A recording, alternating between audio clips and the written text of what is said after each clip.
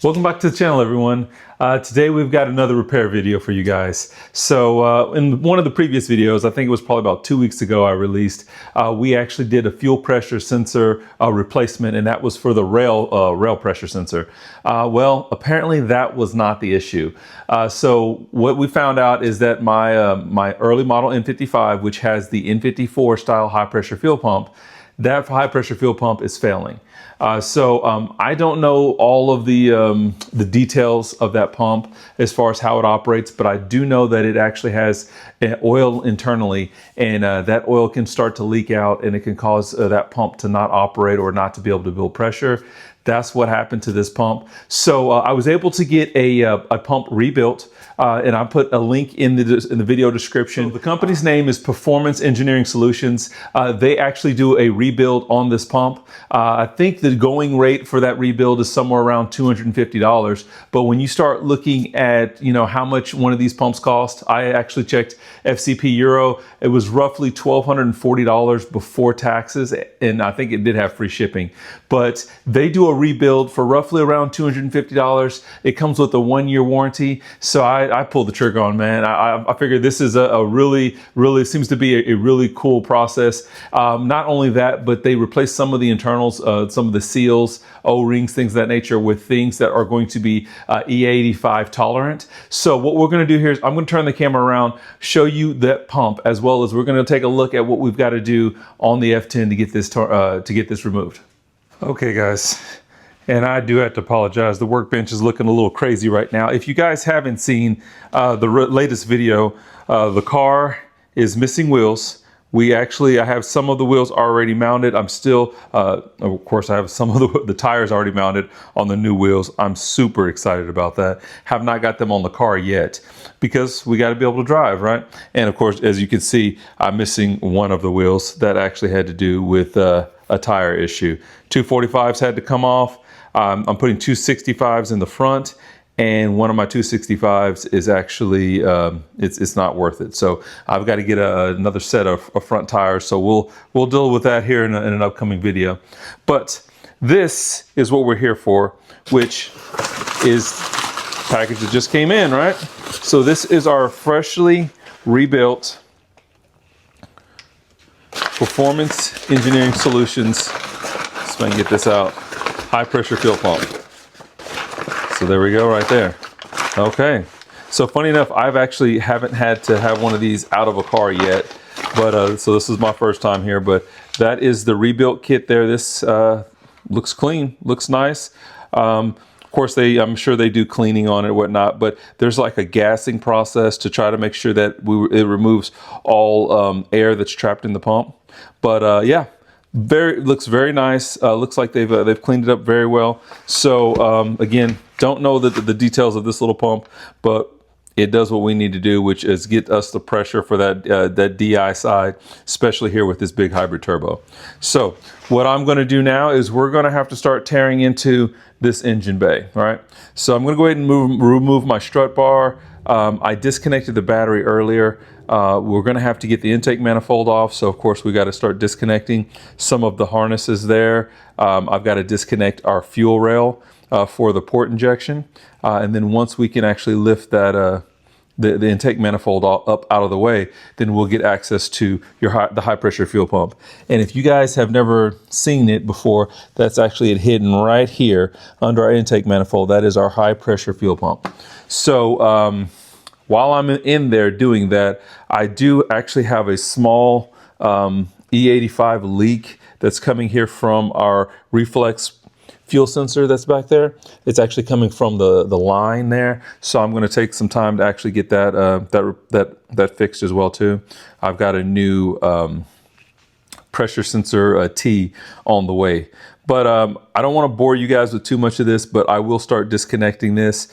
We're of course going to have to disconnect all of our injectors, but I'll go through the whole process of that, and we'll go ahead and get this all knocked out.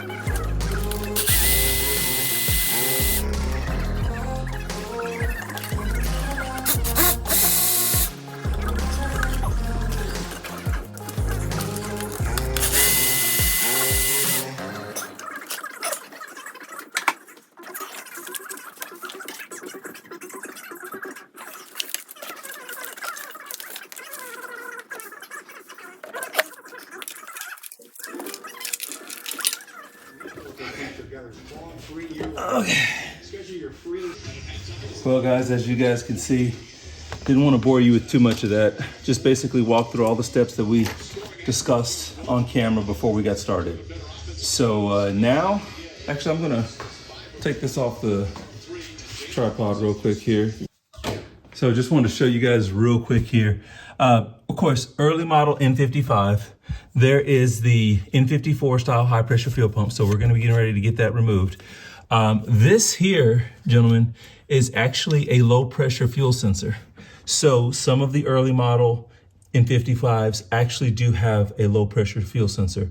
And so that's actually what I'm tapped into, or basically I was able to get the MHD parameters to be able to monitor what the DME is reading on that low pressure sensor. I also now have an additional low pressure sensor here, which is this reflex one you see here in the corner. That just came for the ethanol kit and just makes it a little bit better control for the tuner as far as tuning in the ethanol or the port injection. One other thing I was going to show you guys too, if I can find my flashlight. Oh, it's down here actually. So I don't know if we'll get a good image of this or not, but you can kind of try to see if you can look in there. Those valves still look really good from doing the cleaning that we did. So I did that. That was, I mean, we're talking now 4 years ago, roughly. And you can kind of, I don't know if you can get a good picture of that, but you can see there inside these that those valves still look nice and clean. And I believe a lot of that has to do with the E85 that's basically washing them. So yeah, so just want to point that out. Now I'm going to go ahead and start taking out the high pressure fuel pump. I have not done one of these before, but we're going to make it work. So I'm just kind of looking at the pump that we have here on the table. Okay, so that is our rebuilt pump. That looks like that's there's the mounting bolts for this pump are right in here. So I see one here. There's gonna be another one on the back side and then one probably below.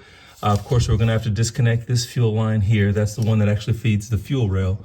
And then there's gonna be another fuel line that's gonna be down here that we're gonna have to disconnect that's actually feeding the pump.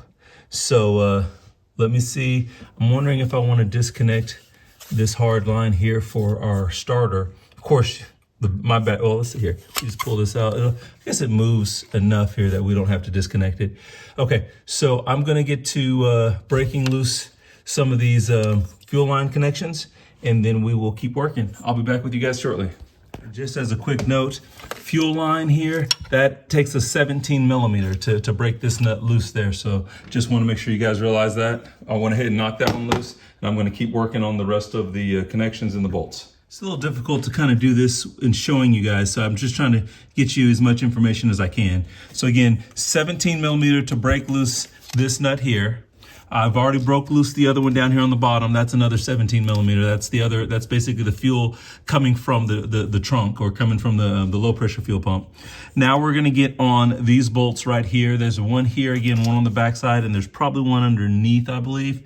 That is actually a T30. So I've got a T30 on here. I'm gonna see if I can't get those broken loose.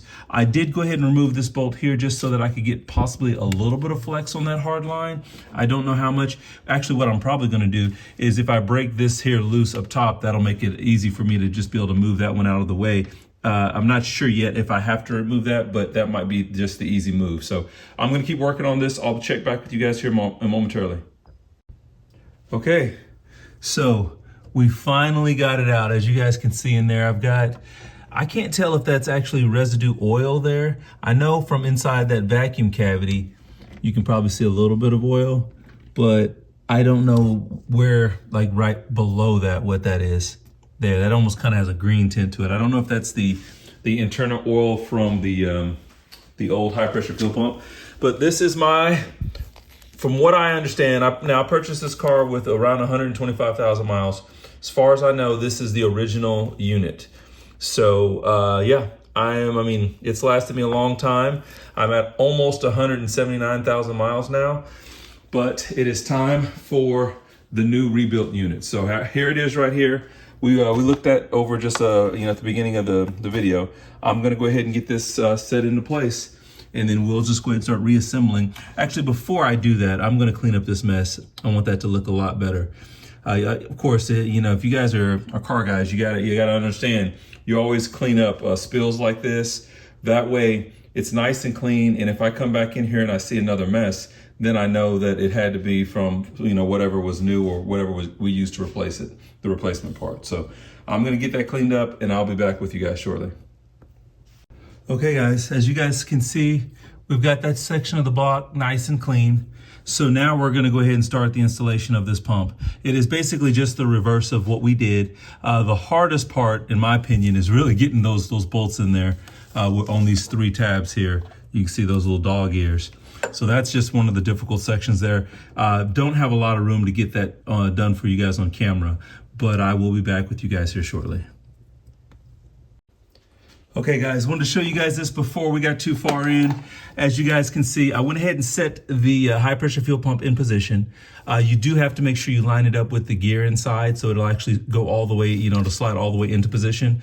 Once I did that, I went ahead and connected my top hard line, got that down a little bit. Now it's tight, now it's tighter at least. And then once that was good, I went ahead and made sure the hard line on the bottom was in position and kind of ran that nut down, okay? So now we're on to what would probably be one of the harder sections, which is getting these 3 bolts in. So as you see, I've already started working the first one in. That one is the easy one. But what I wanted to show you guys is this is what you need. If you guys remember, I did on my Turbo Smart install video, anytime you're doing a diverter valve, this is basically what you end up needing the most. This is just basically, I took an Allen wrench key, hammered out the bend in it, and put it into a 5mm socket. That's what that one here is. And then of course right now I've just got a little small extension on there.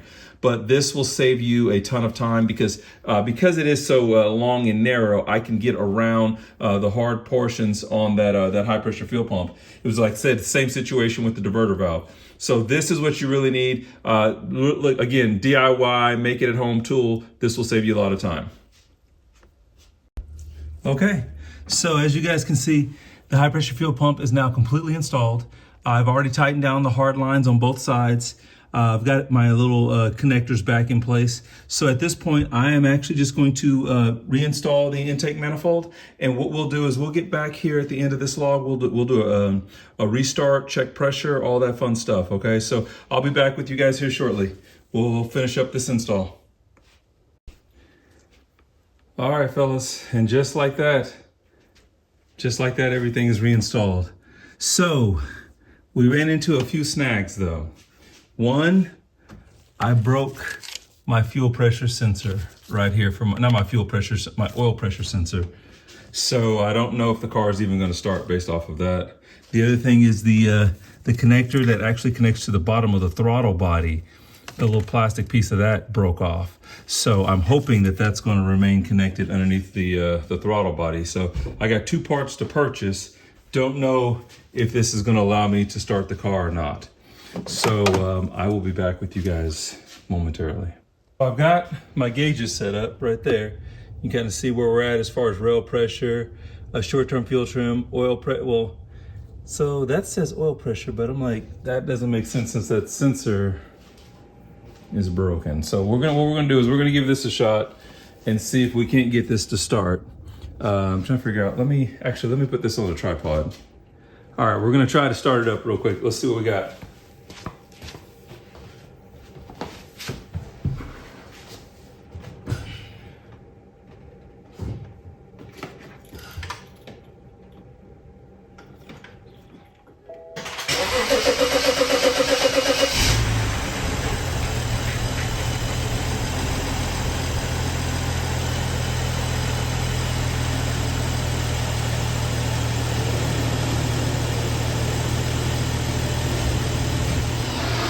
So we can see here, I'm showing rail pressure is where it needs to be. Low pressure side's good. Oil pressure is just pegged to 72, so that's because that sensor is broken. But she's running smoothly. Okay. So we've got a high pressure fuel pump that's been replaced. I don't see any leaking going on. I'll make sure I can do a good inspection to make sure that we're not leaking anything anywhere. But we should be good to go. All right, guys, so as you guys can see, the car's back on the ground. I'm really impressed with this Performance Engineering Solutions rebuild. So if any of you guys out there that have an N54 style high pressure fuel pump for the N54 or for the early model N55s, I'm going to put a link in the video description to Performance Engineering Solutions Instagram page. That way you can go out there, check out the page. You can DM the owner and see if this is something that's going to work for you. But I'm really excited. Of course, I don't like spending $1,300 for a brand new high pressure fuel pump. This is, to me, in my opinion, is a better solution, especially because I run full E85, and this has been rebuilt with those E85 seals and O-rings and things like that, things that will be more tolerant to E85. So I'm really excited about that. Plus the price is very good. Again, if this is your guys' first time to the channel, make sure you like and subscribe. For those that have made it all the way through this video, I appreciate it. If you would, don't mind, put a like on this video, because I want to try to get that algorithm moving so I can try to keep you guys, bringing you guys content. I do have some more stuff coming out, especially with the new wheels that are being installed on the F10. So stay tuned for that, as well as more videos coming. Thanks for watching. You guys be safe, and we'll catch you guys in the next video.